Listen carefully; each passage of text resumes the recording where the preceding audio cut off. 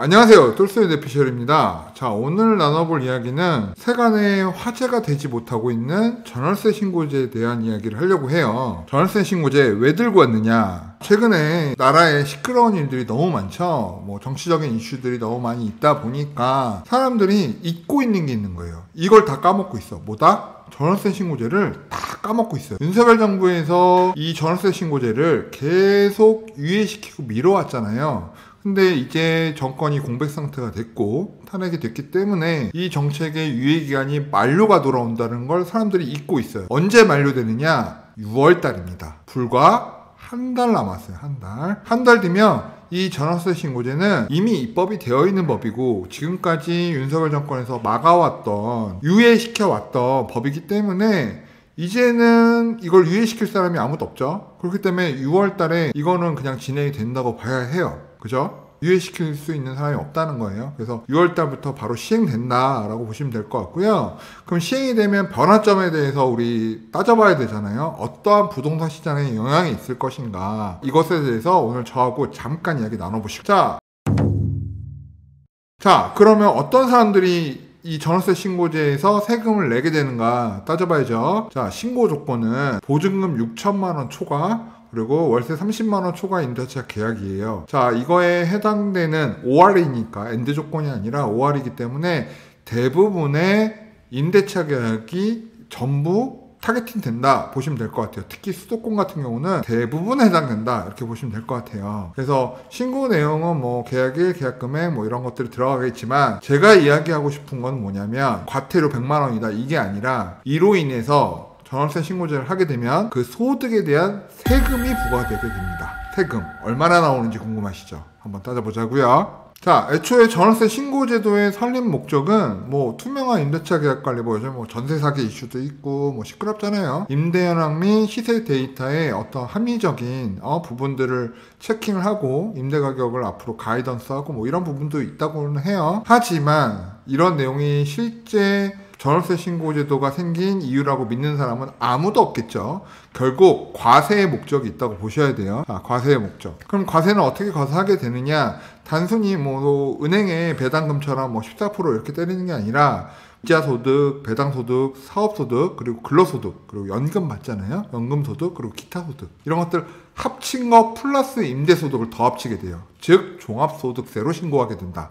이게 얼마나 무서운 거냐면 연봉이 7천이다, 8천이다, 1억이다, 1억 3천이다, 구간에 있으신 분들이 그 수도권에 임대를 주고 계신 분들이 많을 텐데 대부분 35에서 38%의 세금을 내게 되실 거예요. 임대소득에. 어마어마한 세금률이라는 거를 잊으시면 안 돼요. 자, 그래서 과세 대상, 내가 과세 대상인지 따져봐야 되잖아요. 그래서 보게 되면 1주택, 2주택, 3주택 이렇게 있는데 말이 좀 복잡해 보여요. 그래서 제가 좀 간단하게 정리를 해보겠습니다. 자, 그냥 간단히 이렇게 생각하시면 돼요.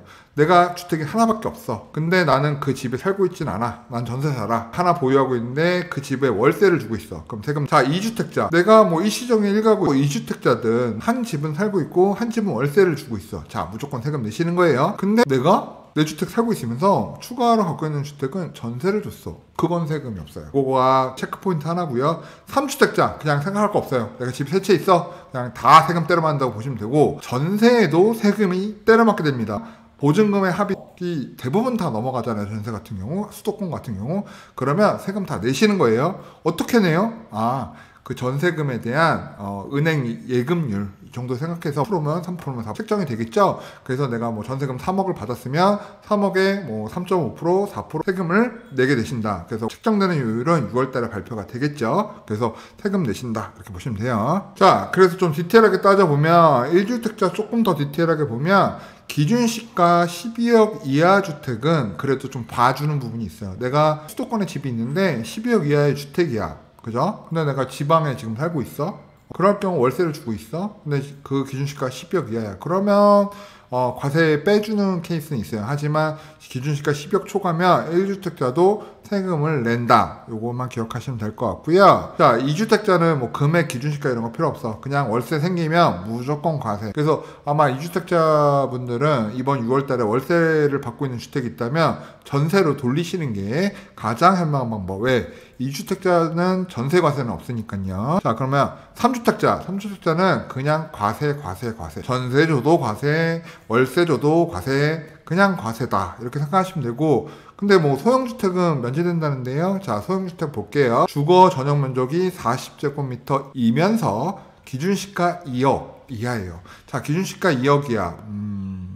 쉽지 않죠? 뭐 원룸 오피스텔 작은 거 한 채 뭐 이 정도는 제외될 수 있겠으나 대부분 그게 넘어가는 오피스텔도 많기 때문에 그래서 조금 기준시가 2억 이상의 오피스텔, 아파트, 빌라 이런 거 갖고 계신 분들 그냥 과세된다. 3주택 이상은 그냥 과세된다. 전세든 월세든 무조건 과세된다. 자, 그러면 과세 얼마 맞을까요? 일단 여러분들 잘 아시는 부분이에요. 뭐 잘 아시지만 늘 숫자 보면 괴롭죠. 숫자만 보고 있어도 괴로운 바로 과세 표준. 대부분 아마 임대주택을 제공하시는 뭐 2주택, 3주택인 분들은 대부분 소득 구간이 아무래도 35%나 18%에 해당하시는 분들이 대부분일 거예요. 뭐 내가 임대업 소득 외에 뭐 소득이 2천만 원 이하인데 뭐 주택을 막 2채, 3채 갖고 있다 이런 분들은 쉽지 않죠? 케이스가 굉장히 적을 것 같고 연금 소득도 합산이기 때문에 이번에 노인분들 같은 경우는 좀 스트레스 많이 받을 것 같아요. 그래서 종합소득세로 내게 된다라고 보시면 될 것 같아요. 이제 스트레스 많이 받는 건 뭐냐면은 예를 들어서 내가 35% 구간 연봉이 한 1억 4천이에요. 근데 이 임대소득이 합산이 되면 연봉이 1억 5천 이상으로 넘어가 버리게 되는 거죠. 8%를 맞게 되거나 혹은 내가 8,800만 원 이하의 소득 갖고 있는 사람인데 이 임대소득이 합산이 되면서 15%로 올라가는 케이스도 생길 수 있어요. 그렇기 때문에 이게 단순 나는 24 구간이니까 24% 맞겠구나가 아니라 이걸로 인해서 내 소득세 구간이 바뀔 수도 있겠구나. 이것도 계산기 두들겨 보셔야 돼요. 그래서 뭐 저희가 그냥 예시로 이해하시기 쉽게 한번 계산을 해보면 뭐 보증금 5천에 월세 180을 받고 있는 뭐 24평 수도권 아파트를 가지고 있다. 뭐 이런 경우 가지고 있을 수 있잖아요. 그러면 이 한 채 때문에 발생하는 세금이 얼마인가 계산을 해보게 되면 뭐 부양가족 있다고 계산을 했을 때 공제도 다 받고 했을 때 1년에 673만 원 정도, 그러니까 월 한 56만 원 정도의 세금이 발생하게 되세요. 그러면은 월세 180만 원 받아서 그 중에서 세금을 60만 원 돈을 내는 거예요. 스트레스 받죠? 180 받아서 60 세금 내고 180 받아서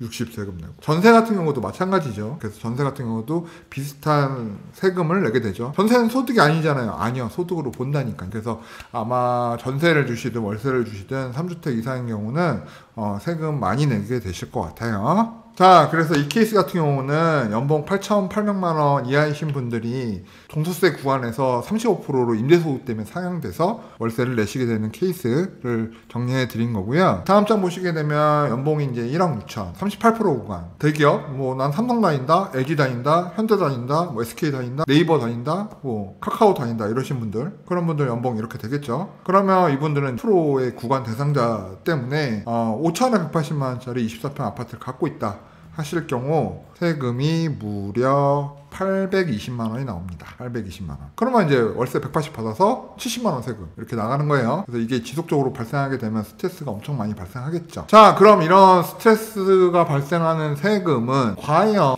임대인들에게 어떤 영향을 미치고 부동산 시장에 어떤 영향을 미치냐? 아주 간단해요. 자본주의라는 건 아주 간단합니다. 담배에 2,500원짜리 담배에 세금이 막 늘어나서 세금이 1,500원에서 3,300원이 돼요. 그렇게 되면 어떻게 되죠? 간단해요. 담배값이 오르죠. 맞죠? 담배값이 오릅니다. 담배가 몸에 좋다 이런 얘기를 하려는 게 아니라 이해하시기 편하시게 세금이 붙어서 상품의 값어치가 어떻게 변하는지 단적으로 보여주는 예예요. 담배만 그런 거 아니에요? 아니요. 전 세상의 모든 소비 제품, 가격이 책정되는 모든 제품은 세금이 올라가면 무조건 최종 소비자가 부담하게 되는 구조라는 거죠. 결국 이 세금은 초기에는 임대인들이 고통을 받겠지만 1년 세금 내다 보니 2년 내다 보니 이 세금은 누구한테 전가돼요? 그렇죠. 세입자한테 전가가 됩니다. 결국 1, 2년 사이에 무슨 문제가 벌어지느냐? 월세 가격이 오르고 전세 가격이 오를 겁니다. 이해되셨어요? 물론 공급 폭탄을 때려서 주택수를 마구마구 늘려주고 주요한 입지, 사람들이 살고 싶어하는 임차인들도 좋은 입지에 살아야 되잖아요. 왜? 내가 직장 다니고 해야 되니까. 그런 케이스들의 사람들이 모두 다 살고 싶은 지역의 공급을 폭탄화 때려서 공급을 막 늘려줄 수 있으면 이렇게 세금이 붙어도 임대료가 올라가지 않을 가능성이 있죠. 하지만 모든 전문가들도 그렇고 저도 지금 한 5년째 여러분한테 말씀을 드리고 있잖아요. 대한민국의 부동산의 앞으로 중장기적으로 문제점이 가장 큰 이유는 사람들이 원하는 입지에 공급을 할 수 없다.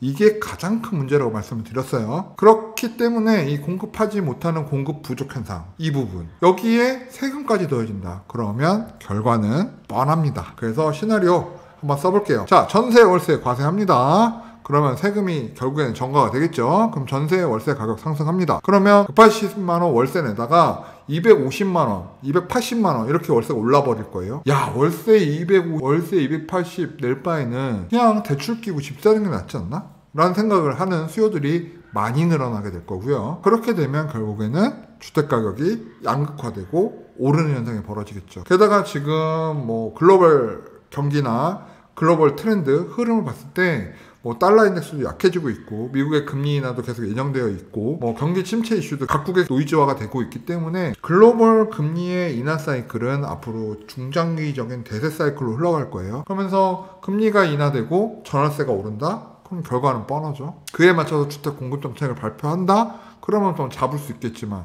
그렇지 못하다면 결과는 뻔한 거죠. 그렇죠? 그래서 아마 지금 전월세 살고 계신 분들은 와, 임대인들 세금 낸다 이렇게 좋아하실 게 아니고 6월달이 되면 세금이 이제 부과가 되기 시작하면 생각을 하셔야 돼요. 아, 이게 곧 나의 전월세 가격에 영향을 미치게 되니 나는 내 집 마련의 시기를 어느 정도로 잡아야겠다 이런 생각을 하시는 게 현명한 판단일 거고요. 그리고 주택을 보유하고 계신 분들은 당분간 올해 정도는 스트레스 받으실 것 같고 내년이나 내후년 재계약 시에는 내가 공실이 나는 한도가 있다 하더라도 이렇게 180 받아서 70만원 세금은 못 내겠다, 250이든 70이든 올려야겠다 이런 마음이 아마 생기실 거라고 생각이 듭니다. 자, 주택시장 굉장히 미묘한 시장이고 굉장히 복잡한 시장이고 굉장히 풀기 어려운 시장이에요. 지금 시기가 굉장히 혼란스러운데 어떤 정권이 들어올지 모르겠지만 좀 현명하게 풀어나갈 수 있기를 바라보고 이번 6월에 이 부분은 유예되기는 좀 어려울 것 같아요. 정권 공백 시기다 보니까.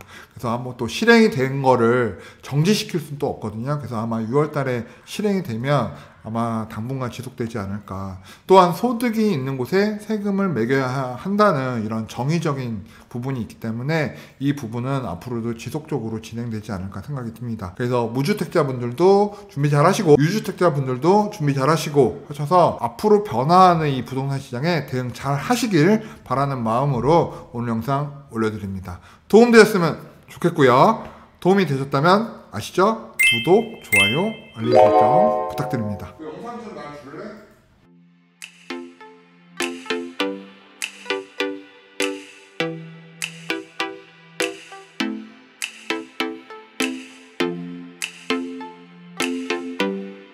오늘의 영상 도움이 되셨나요? 구독과 좋아요는 저희에게 큰 힘이 됩니다. 오래오래 우리 함께해요.